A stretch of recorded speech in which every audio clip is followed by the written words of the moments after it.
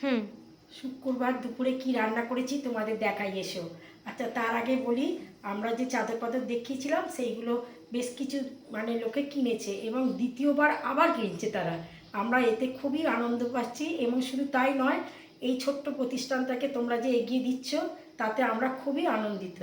আচ্ছা, আজকে কী কী রান্না করেছি তোমাদের দেখাই। একদম ধোঁয়া ভাতটা দেরিতে করেছি, ধোঁয়া উঠছে। আচ্ছা, উচ্ছে আলু ভাতে, উচ্ছে আলু ভাতে ঘন মুসুর ডাল। আমার মেয়ে আবার মুসুর ডাল খেতেই ভালোবাসে, আজকে কিচ্ছু দিইনি, শুধু মুসুর ডাল। আচ্ছা, শোলা কচু চিংড়ি মাছ দিয়ে তরকারি। এই বর্ষাকাল পড়ে গেছে তো আমার বাড়িতে কচু একটা না একটা পদ থাকবে। আচ্ছা, এটা হচ্ছে কচু শাক, এও চিংড়ি মাছ আর হচ্ছে ছোলা। খোলা দিয়ে তরকারি করেছি। আর হচ্ছে এটা হচ্ছে কাতলা মাছের মুইঠা।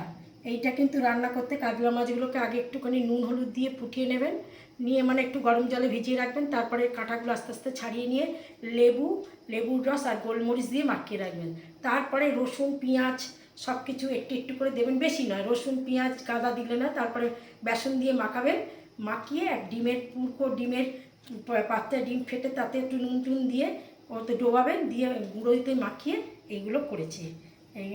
আর ইলিশ মাছের টক কালো তেঁতুল দিয়ে, ইলিশ মাছের টক। আর হচ্ছে স্যালাডে রেখেছি শসা পেঁয়াজ লেবু লঙ্কা।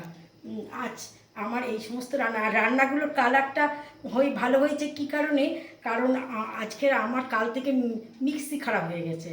এবার আমাদের এখানে বৃহস্পতিবার হাফ ডে আর শুক্রবার ফুল ডে, আমি নিয়ে যেতে পারছি না। আর তোমাদের কাকুকে দিয়ে যে পাঠাবো, কাকু তো প্রবলেমগুলোই বলতে পারবে না, সেই জন্য আমাকে নিজেকেই রবিবার দিন নিয়ে যেতে হবে। হ্যাঁ। আচ্ছা, তার আগে বলি, এই পাত্রটা আমার মেয়ে রবিবার দিন এই পরশুদিন কলকাতা থেকে এনে দিয়েছে, এইটা এখন ব্যবহার করছি। আমার রান্না বান্না কথাবার্তা যদি ভালো লেগে চলে, আগে সিলটা দেখা, আমার সিলটা এত সুন্দর, আমার সিলটা খুব সুন্দর হয়েছে সিলটা। ও আচ্ছা। আমার এই সিলটা খুব সুন্দর, মশলা ভীষণ ভালো হয়। এর মশলা ভীষণ ভালো হয়, একবার সিলের মশলা করতে ভালোও লাগে, রান্নাও খুব স্বাদ হয়। আচ্ছা, রান্না বান্না কথাবার্তা যদি ভালো লেগে থাকে তাহলে একটা লাইক করে দেবেন, একটা সাবস্ক্রাইব করে দেবেন। নমস্কার।